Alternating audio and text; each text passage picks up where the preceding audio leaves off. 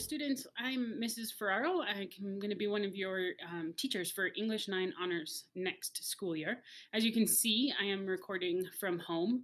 It is March 2020, so coronavirus is in effect. We are at home, we're learning from home, we're working from home, all of that fun stuff, so I apologize if you see cats or anything wandering around.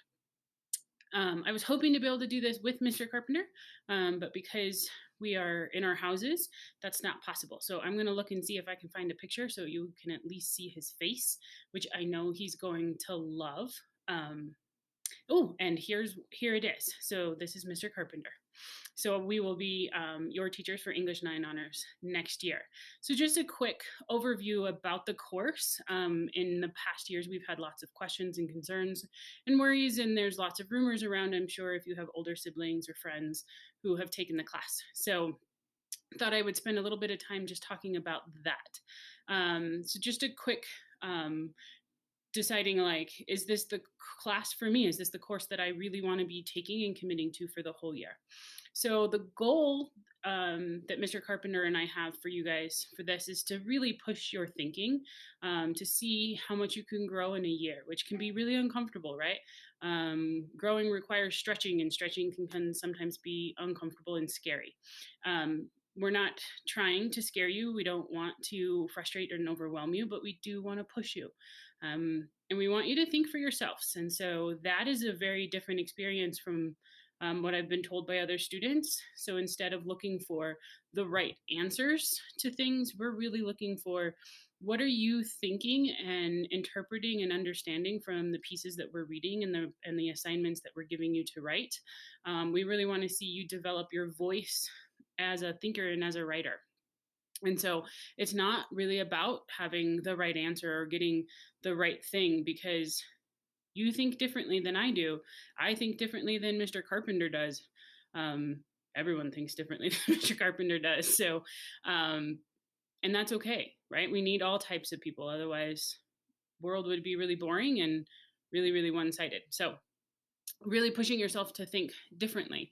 The workload is more than what people have been used to in past, so be ready for that kind of workload. So the summer assignment will give you a really good idea of the amount of work and the type of work and the quality of work that we're asking for. And that's one of the reasons that we give that to you, is so that you can kind of get to see what that's going to be like. And then also, so that we can hit the ground running day one. That summer assignment, or those summer assignments, are so important for that reason. We don't waste any time in class. We only have you for a year, which is not a lot of time, to give you as much information and instruction as we can. And so we like to start day one, and we go throughout the whole year. So, and then lastly about the summer assignments is so that we are going to use those all year long. It's currently March, and we're still talking about Oedipus in our class. We're still talking about those illusion cards. We're still using all of that throughout the whole year, and it will show up all throughout. So it's really important that you spend your time and work on that, and have it really be useful to you throughout the whole school year, and not just the summer that I'm going to turn it in and never look at it again. All right. So I have talked longer than I wanted to, and I'm sorry. I always do that for those of you that are going to have me. I apologize now. But I would really like to share some insight with you from current students. So students that are currently in English 9 Honors and what they have to say about it. All right, so here's what they have to say.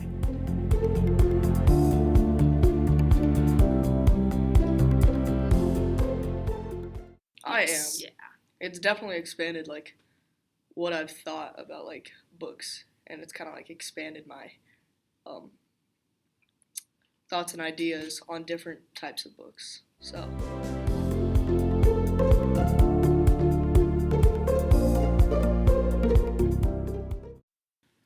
people that are motivated, willing to do more work. Yeah, definitely. Like, don't really have to, like, be too smart to be in the class. Like, you gotta kind of, like, just have a good work ethic and catch up with everything, and just, like, want to do the work. And I think people that are, like, sort of organized and, well, that can keep track of all the things that you're supposed to do. And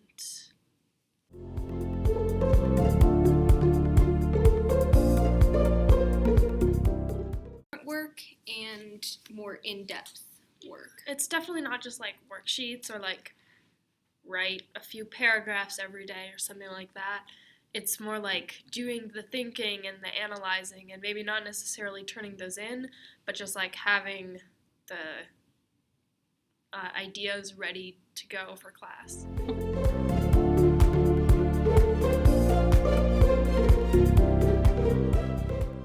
I was like kind of mad because like I really didn't want to do any work. I was just kind of like I really want to just like hang out with everybody and not like read or do illusion cards.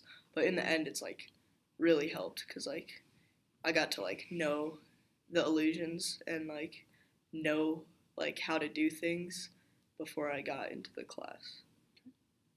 Yeah, I remember like reading Oedipus, especially with the annotations. Thinking back now about like what my annotations were, they were not good. But over the summer, I was like, well, I don't know what I'm doing, so we're just gonna write some random stuff in this book and hope for the best.